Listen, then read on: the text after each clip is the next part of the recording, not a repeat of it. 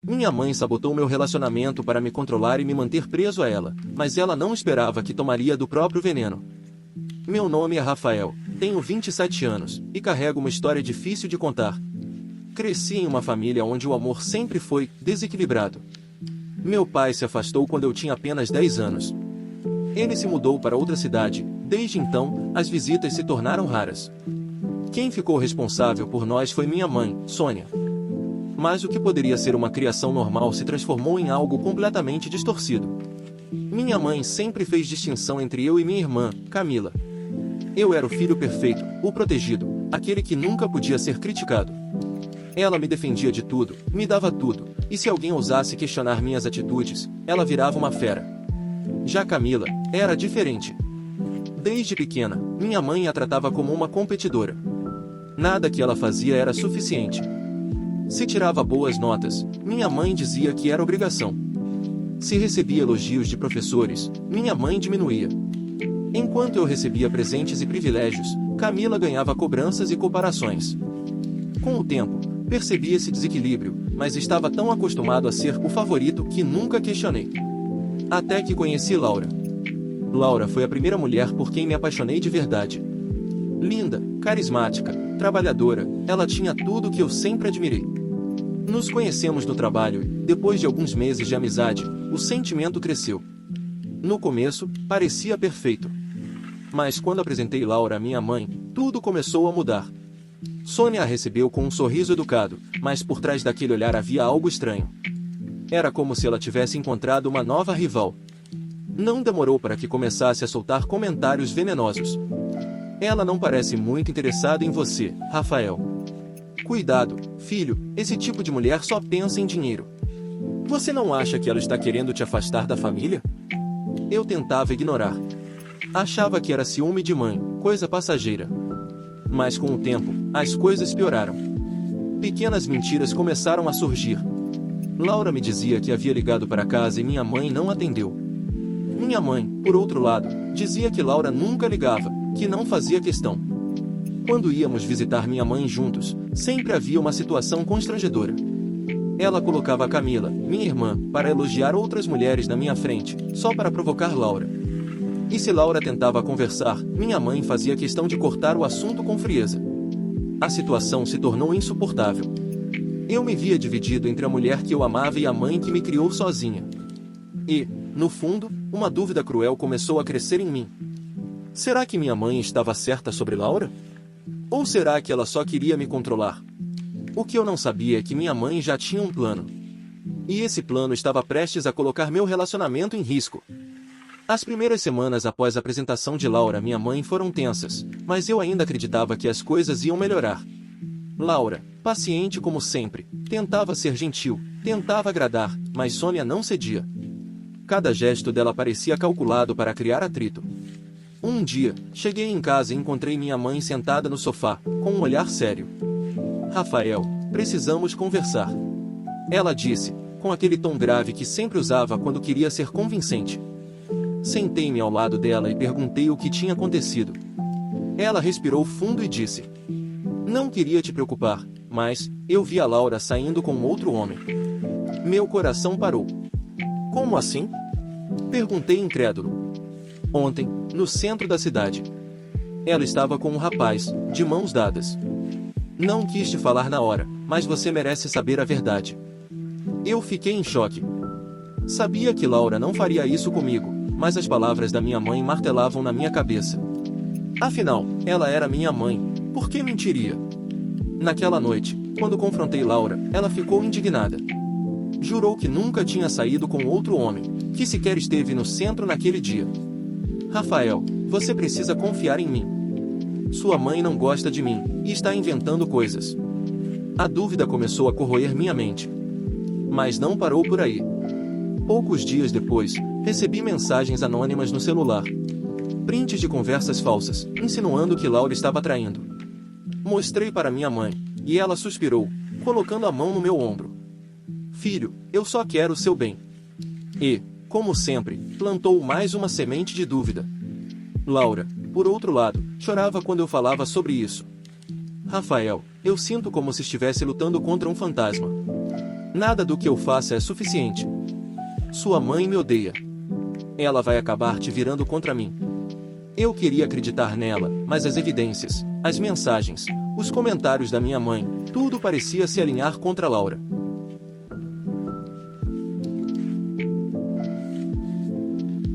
Camila, minha irmã, também percebia o que estava acontecendo. Ela me puxou de lado um dia e disse: Rafa, abre os olhos. Mamãe está fazendo com a Laura o que sempre fez comigo. Só que agora é mais perigoso, porque ela sabe que você depende dela emocionalmente. Você está exagerando, respondi, incomodado. Mas, no fundo, as palavras da minha irmã ecoaram em mim. Foi aí que aconteceu o pior. Minha mãe me chamou para um almoço, só nós dois. No meio da refeição, ela se inclinou para a frente e disse baixinho: Você sabia que a Laura está atrás do seu dinheiro? Mãe, isso é absurdo. Respondi de imediato. Mas ela sorriu, como se tivesse um trunfo escondido. Então como você explica o que eu encontrei? Ela tirou uma pasta da bolsa e me mostrou cópias de supostos extratos bancários e conversas de Laura com uma amiga, falando sobre segurança financeira. Meu estômago revirou. Tudo parecia real.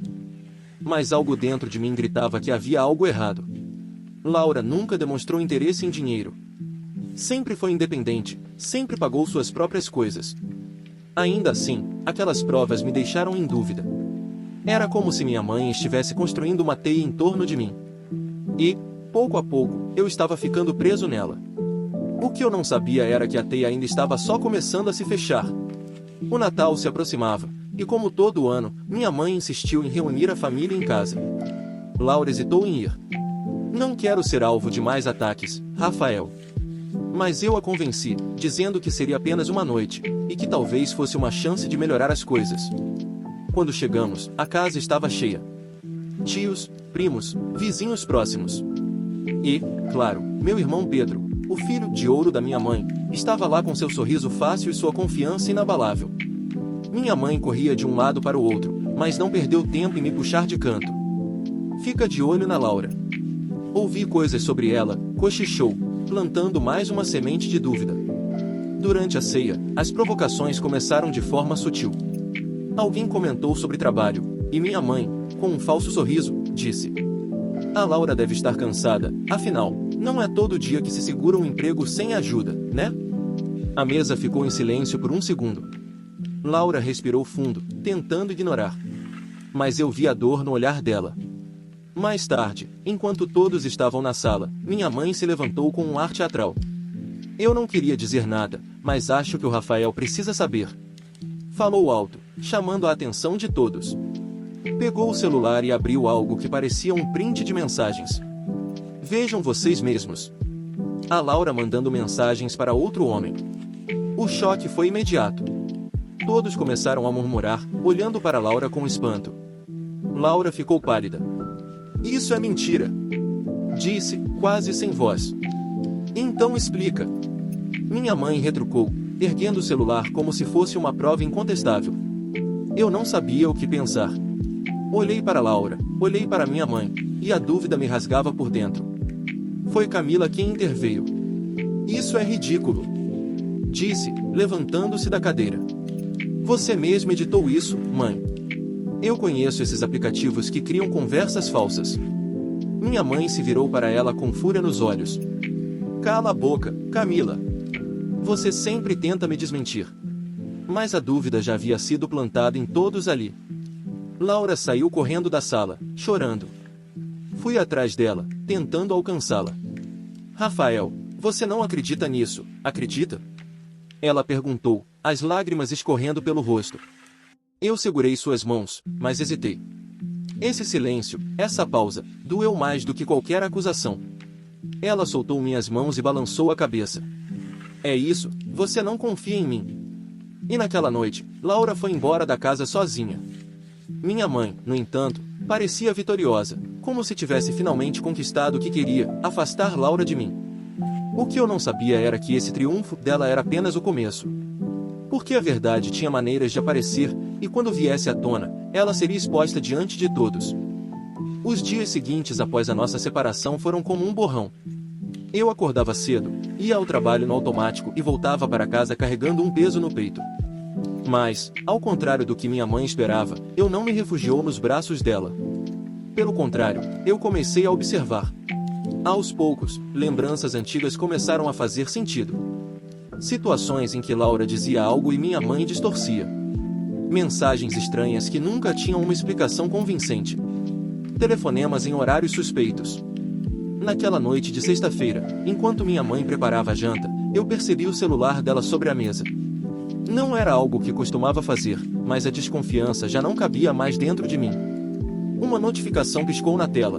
Pedro, deu certo com ela? Eu sabia que não deveria, mas desbloqueei o celular. O que eu encontrei ali me deixou paralisado. Mensagens recentes revelavam conversas entre minha mãe e Pedro sobre manter Rafael longe de Laura, sobre como era melhor garantir que ele não se casasse com alguém que não estivesse sob o controle da família. Se ele se casa com ela, perdi. Ele se afasta da gente. Não posso deixar isso acontecer, dizia uma mensagem da mãe. Relaxa, tia. Eu já ajudei a espalhar o que você pediu. Agora todo mundo acha que Laura não presta, respondeu Pedro. Minhas mãos tremiam. Eu senti o chão sumir sob meus pés. Não era apenas minha mãe. Pedro também estava envolvido. O meu primo que conhecia Laura antes de mim e já estava uma apaixonite por ela. Naquele momento eu compreendi a verdade cruel. A mãe me via como um peão em seu jogo de controle, e Pedro era o aliado perfeito dela. Respirei fundo, coloquei o celular de volta e saí de casa. Precisava pensar. Precisava decidir se enfrentaria os dois de uma vez, ou se guardaria a descoberta até ter provas ainda mais fortes. Mas uma coisa era certa, eu não deixaria passar. Enquanto caminhava pelas ruas, murmurou para mim mesmo. Se eles acham que vou viver acorrentado às manipulações deles, estão muito enganados. Essa guerra só começou. Eu passei o fim de semana inteiro remoendo as mensagens que tinha visto. Quanto mais pensava, mais claro ficava. Minha mãe e Pedro estavam tramando contra ele desde o início. Eu sabia que enfrentá-los de forma precipitada seria inútil. Minha mãe era especialista em se vitimizar, inverter situações e transformar qualquer acusação em um ataque injusto. Pedro, por outro lado, sempre tinha a proteção dela e de minha tia como escudo. Ele era o orgulho da família. Na segunda-feira, voltei ao trabalho ainda perturbado. Mas algo inesperado aconteceu. Uma colega de confiança, Marina, se aproximou na hora do almoço e disse em voz baixa: Rafa, eu sei que você não pediu, mas eu preciso te contar uma coisa. Ergui o olhar, surpreso. Marina era discreta, nunca se metia em fofocas. Eu vi sua mãe na porta do prédio, semanas atrás. Ela estava conversando com o chefe da Laura, e não parecia uma conversa amigável. Parecia que ela estava tentando queimar a imagem da Laura. Eu fiquei sem palavras. Aquilo se encaixava perfeitamente nas mensagens que tinha lido. Você tem certeza? Perguntei, incrédulo. Absoluta. Eu fiquei tão chocada que até gravei um pedaço no celular, porque achei que Laura ia precisar. Marina mostrou o vídeo rapidamente. Minha mãe, com aquela postura autoritária, falava frases cortadas, mas claras o suficiente. Ela não é confiável. Você não deveria manter alguém assim em cargos de confiança. Senti o meu estômago revirar. A dor se misturava com uma centelha de alívio. Eu não estava louco, nem paranoico. Eu tinha uma prova real. Naquela noite, fui até o apartamento de Laura. Bati na porta, sem saber se ela aceitaria me ver. Quando ela abriu, a expressão dela foi fria, mas não indiferente. O que você quer, Rafael? Perguntou, cruzando os braços. Eu descobri a verdade, respondi, mostrando o celular com o vídeo. Laura hesitou, assistiu ao conteúdo e respirou fundo. Então, finalmente você percebeu quem realmente está me destruindo. O silêncio foi pesado. Mas, pela primeira vez, eu não desviei o olhar. Eu não vou deixar isso barato, Lau. Eles vão ter que pagar pelo que fizeram. E naquele instante, pela primeira vez desde que tudo começou, nós estávamos novamente do mesmo lado. Nos dias seguintes, eu e minha namorada passamos a nos encontrar em segredo. A confiança ainda estava abalada, mas havia algo mais forte unindo nós, a necessidade de justiça. Laura mostrou mensagens antigas que tinha guardado, prints de números desconhecidos, mas com o mesmo padrão de escrita. Eram as mensagens falsas que a minha mãe mandava, tentando convencê-la de que eu a traía. Eu pensei em jogar isso fora várias vezes, Laura confessou, com a voz embargada. Mas algo dentro de mim dizia que eu ainda precisaria dessas provas. Senti o coração apertar. Quantas vezes eu tinha duvidado dela, acreditando nas palavras da própria mãe. Eu falei com você, Lau, disse, segurando a mão dela. Mas eu vou consertar isso. O plano começou a tomar forma. Nós reunimos tudo, os prints das mensagens, o vídeo de Marina, os registros de ligações suspeitas. Eu até consegui recuperar conversas antigas da mãe e Pedro no celular dela, aproveitando que ela usava a mesma senha em tudo. O objetivo não era apenas se vingar, era expor a verdade diante de todos, a família, os amigos e até a pequena comunidade onde viviam. Ela sempre se esconde atrás da imagem de mãe dedicada. Mas quando todos verem quem ela realmente é, essa máscara vai cair de uma vez por todas.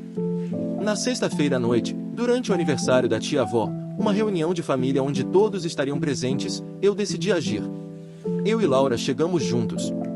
O silêncio que tomou conta do salão foi quase palpável. A mãe arregalou os olhos, e Pedro fechou a cara de imediato. Ora, mas que surpresa, a mãe disse, com aquele tom doce que eu conhecia bem. Pensei que vocês não se falavam mais. Pois é, mãe. Acontece que a verdade sempre encontra um jeito de aparecer. Todos olharam, confusos. Eu liguei o projetor que tinha levado escondido e conectei ao celular. De repente, na parede da sala, começaram a surgir as mensagens, os áudios, os vídeos. Cada palavra venenosa. Cada mentira. Cada manipulação. Tudo diante de tios, primos e até vizinhos que tinham sido convidados. A mãe tentou interromper. Isso é mentira. Ele está inventando, manipulando. Mas a voz dela tremia. Pedro também tentou se defender. É montagem. Isso não prova nada. Mas era tarde. As provas eram claras demais. As reações no salão iam de choque à indignação. E então, Marina entrou. Eu a tinha convidado de última hora. Ela repetiu diante de todos o que tinha presenciado, a mãe tentando destruir a reputação de Laura com o chefe dela. O salão inteiro mergulhou num silêncio pesado. Pela primeira vez, minha mãe não tinha como escapar. Me virei para todos. Minha mãe sempre me tratou como o filho preferido, mas a verdade é que ela não queria eu vivesse a minha vida, que eu crescesse, achasse alguém. E sempre tratou minha irmã, Camila, como uma rival. E desculpa, Camila, só agora eu consigo perceber toda essa relação deturpada. Eu agora sou um adulto. E o que ela fez com a Laura passou de todos os limites. Hoje vocês estão vendo a verdade. A expressão da mãe era de puro desespero. A máscara, enfim, tinha caído. O silêncio após a revelação parecia interminável. Minha mãe olhava em volta, buscando cumplicidade nos parentes, mas desta vez ninguém a defendia. O peso das provas era esmagador. Vocês não entendem. Ela tentou dizer, com a voz embargada. Eu só queria proteger meu filho. Proteger? Rebati, firme. Ou controlar? Porque desde que eu me entendo por gente, você nunca me viu como alguém capaz de tomar as próprias decisões. Pedro, nervoso, deu um passo à frente. Tia, vamos embora. Eles não merecem ouvir nada. Mas os olhares da família se voltaram também para ele. As mensagens que eu exibi deixavam claro que Pedro era cúmplice. O primo sempre visto como perfeito, agora era apenas mais uma peça no jogo sujo. Então era verdade, disse a mãe do Pedro, com indignação. Você ajudou a sua tia a destruir o relacionamento do seu próprio primo? Pedro tentou se justificar. Eu só queria manter a família unida. Não queria que ele se afastasse. Eu conheço quem a Laura é de verdade. Mas o discurso soava vazio, egoísta. Laura, até então calada, respirou fundo e falou pela primeira vez diante de todos. Eu lutei contra essas mentiras sozinha por muito tempo. Fui julgada, apontada, e quase perdi meu emprego. Mas agora vocês viram, não era eu quem estava errada. Alguns parentes se aproximaram para abraçá-la, pedindo desculpas por terem acreditado nas fofocas. A mãe, vendo a cena, chorava silenciosamente. Pela primeira vez, ninguém corria para defendê-la. Eu me virei para ela. Eu ainda sou seu filho, mãe. Mas não vou mais viver preso às suas manipulações. Se o que você queria era me controlar, saiba que acabou. As palavras caíram como sentença. Naquele momento, eu percebi que algo dentro de mim mudou. O ciclo de obediência cega estava quebrado. O ciclo da infância estava quebrado. Eu finalmente poderia ser um homem de verdade e viver minha vida. A festa não voltou ao normal depois daquilo. A mãe e Pedro foram embora sob olhares pesados, sem a aura de superioridade que costumavam carregar. Mais tarde, já sozinhos, eu e Laura caminhamos juntos pela rua. Havia feridas ainda abertas, dores difíceis de apagar. Mas havia também a chance de recomeçar. Você acha que ainda temos conserto? Perguntei. Isso vai depender de nós dois, Rafa, ela respondeu. Mas pelo menos agora, não temos mais ninguém entre nós. Ele sorriu pela primeira vez em muito tempo. Sabia que não seria fácil reconstruir, mas uma coisa era certa, a máscara tinha caído, e eu estava finalmente livre.